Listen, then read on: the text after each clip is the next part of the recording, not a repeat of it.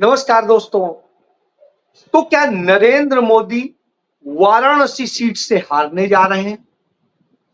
और क्या योगी आदित्यनाथ को सच देखने सुनने से भी नफरत है? और क्या विचारधारा के बूते कांग्रेस और कांग्रेस के तमाम कार्यकर्ता नेता इस देश को संविधान, इस देश को तमाम सारे हक दिला पाएंगे? और क्या इस देश के अंदर जिस तरीके से नफरत और दूसरे खेल किए गए हैं उस स्थिति से निपट पाएंगे? क्या राहुल गांधी वह मुकाम हासिल कर पाएंगे जिस दिशा में वो बढ़ रहे हैं, जो उन्होंने तेलंगाना में हासिल किया, या और जगह? जी हां, आज यही सवाल इसलिए कि नरेंद्र मोदी के लिए अब वाराणसी की सीट भी बड़ी डगमगाती हुई दिख रही।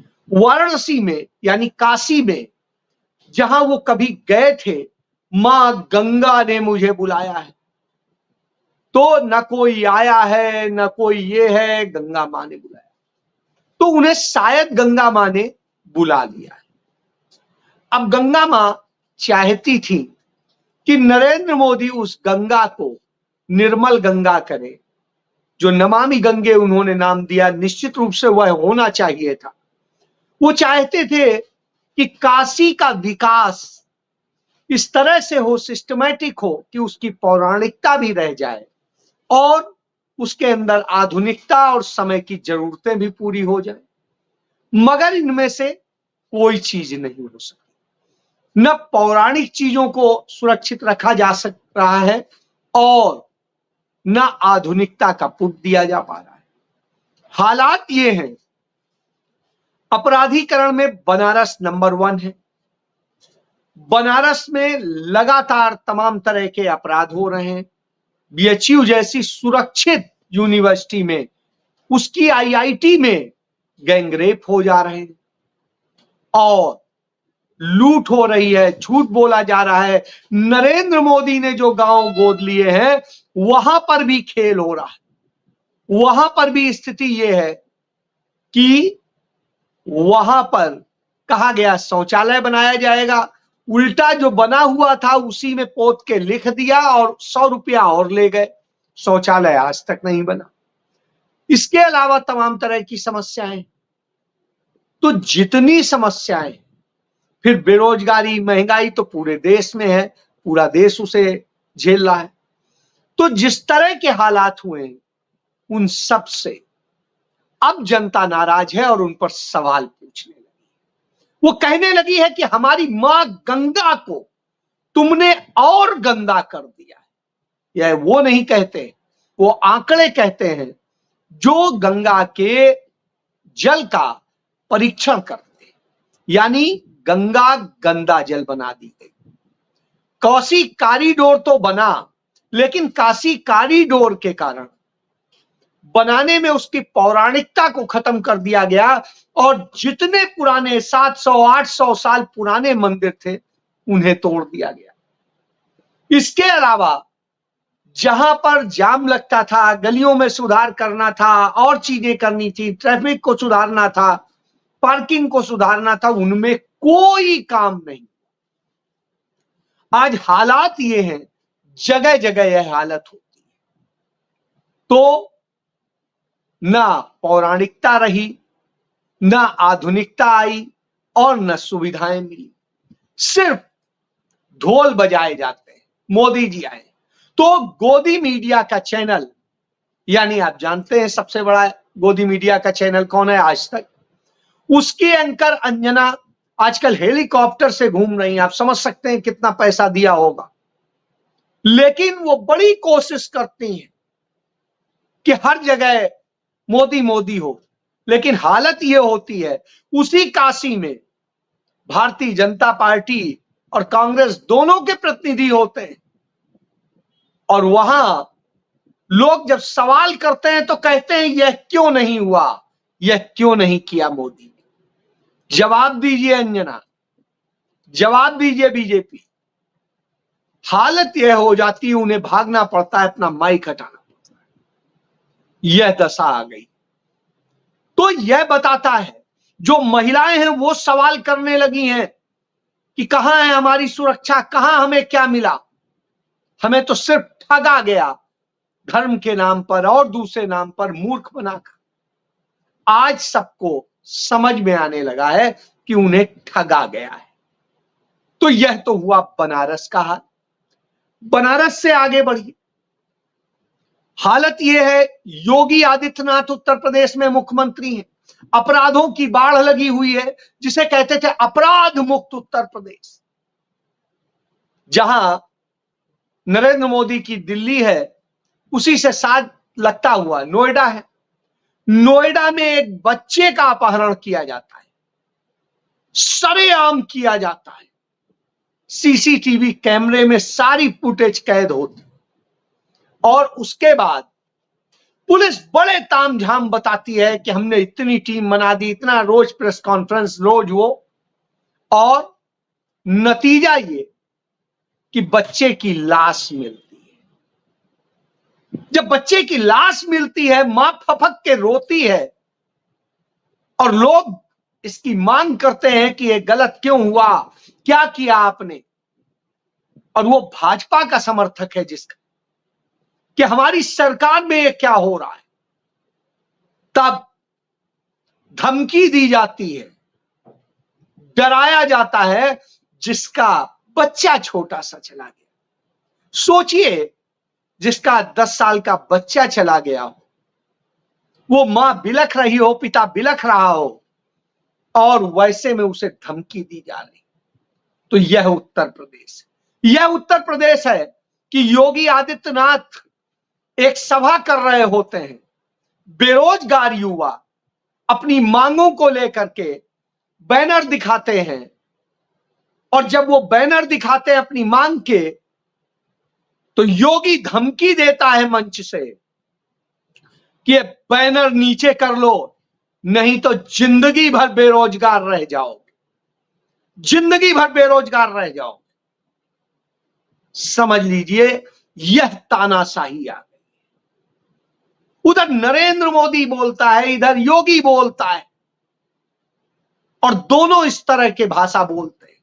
उधर अमित शाह बोलता है, उधर जेपी नड्डा बोलता है, उधर वह राजनाथ सिंह जिससे कभी उम्मीद करते थे कि वो तो सही बोलेगा, वो भी गलत बोलता है। तो आप समझ सकते हैं कि किस दशा में, किस मनोदशा में भाजपा पहुंच गई है। क्यों पहुंच गई? क्योंकि बिलबिलाई हुई है।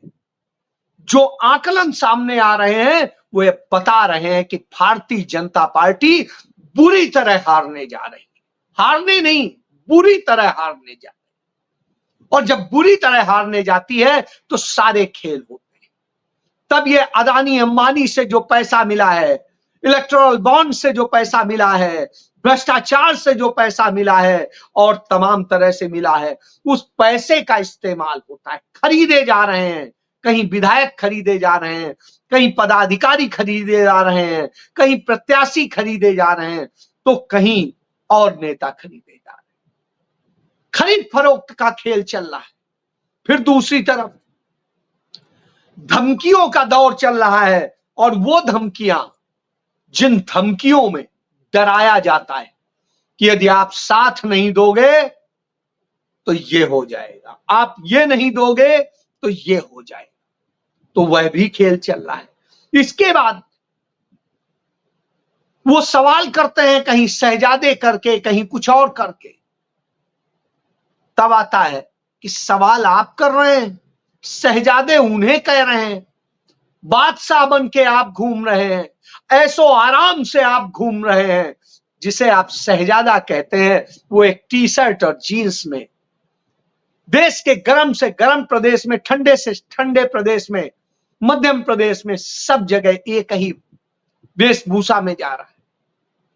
और जिस तेजस्वी यादव के लिए आप ऊटपटांग की भाषा इस्तेमाल करते हैं, वो तेजस्वी यादव जनता के बीच हर हाल में चला जा रहा है, लड़ रहा है, बोल रहा है, सब कुछ कर रहा है, तब आप इस तरह की साजिशें रचते हैं।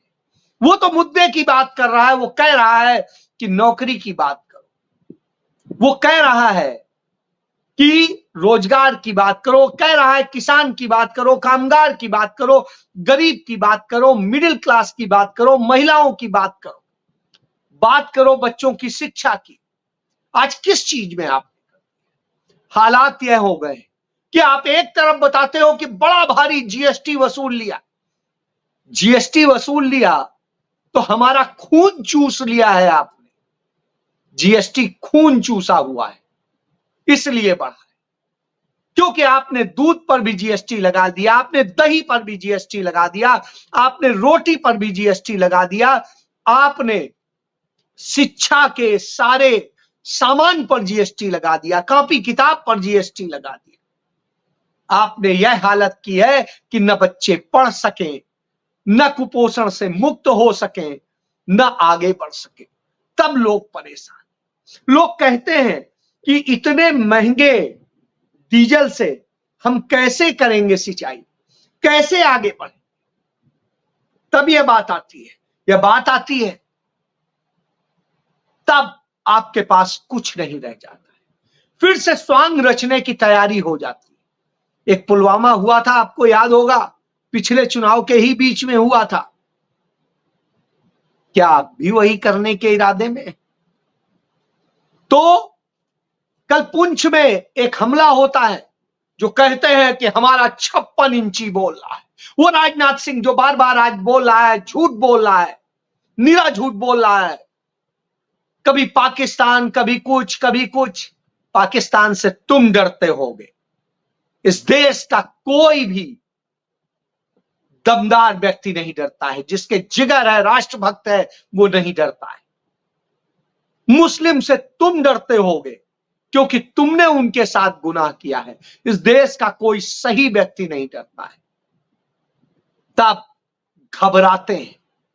तो उस स्थिति में पाकिस्तान और मुसलमान करते हैं, लेकिन उधर उस तरफ से हमला होता है और वायुसेना के हमारे 5 जवान घायल होते हैं, जिनमें एक शहीद हो जाता है। मध्य प्रदेश के छिंदवाड़ा का है। उसके घर में उसके बेटे का जन्मदिन था 7 तारीख को, वो अपने बेटे के जन्मदिन पर आने वाला था, लेकिन अब उसकी लाश पहुंच रही। कल्पना करिए क्या हो, रोज बरोज लोग मर रहे हैं, हमारे जवान मर रहे हैं और प्रधानमंत्री को शर्म नहीं आ रही। वो बलात्कारियों को कहीं बचाते हैं। उत्तर प्रदेश, जिसे राम राज्य कहते हो, सबसे ज्यादा बलात्कार हो रहे हैं, सबसे ज्यादा लड़कियां शिकार हो रही, और उसके बाद उन्हें बचाने की कोशिश होती है बलात्कारियों में। जो बीएचयू में बलात्कार हुआ, यूपी में ही हुआ था। हाथरस का यूपी में ही हुआ था। कानपुर में यूपी में ही हुआ, जो बच्चियों के साथ हुआ, उन्होंने लटक के जान दे दी। और उन्नाव में हुआ, वो भी यूपी था। जो शाहजहांपुर में हुआ, वो भी यूपी था। लखीमपुर में हुआ, वो भी यूपी था। जो प्रयागराज में हुआ, वो भी यूपी था। जो संत कुशीनगर में हुआ, वो भी यूपी था। कहां कहां की मैं बात करूं, आगरा में हुआ, सब जगह यह हालत है। और करने वाले कौन है? भाजपाई। शर्म आती है जो अपने आप को योगी कह के करते हैं, शर्म आती है नरेंद्र मोदी पे जो अपने आप को कहते हैं। तो यह हालत हो गई। जब यह हालत हो गई हो तो निश्चित रूप से इंसाफ की बात आती है। प्रसन्न रवन्ना को बचाने के लिए क्या से क्या नहीं कर रहे हैं, हर कोशिश है इनकी।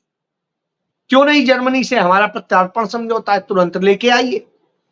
क्यों नहीं कर रहे हैं? कर्नाटक पुलिस आपसे बार बार कह रही है, आप उसको वहां से लाने के लिए नहीं तैयार। यह हालत है। वो मास गैंग रेपिस्ट, इतने बड़े रेपिस्ट को बचाने में। और हालात यह है, यौन शोषक ब्रजभूषण शरण सिंह को संरक्षण दे रहे हैं। परिवारवाद इस हद तक है कि ब्रजभूषण शरण सिंह, उसकी बीवी और अब उसके बाद उसके बेटे को टिकट दे दिया। यानी आप बलात्कारियों के भी साथ, आप जब कहते हैं कोई भ्रष्टाचारी नहीं बचेगा, बिल्कुल नहीं बचेगा, क्योंकि वो भाजपा में पहुंच जाएगा।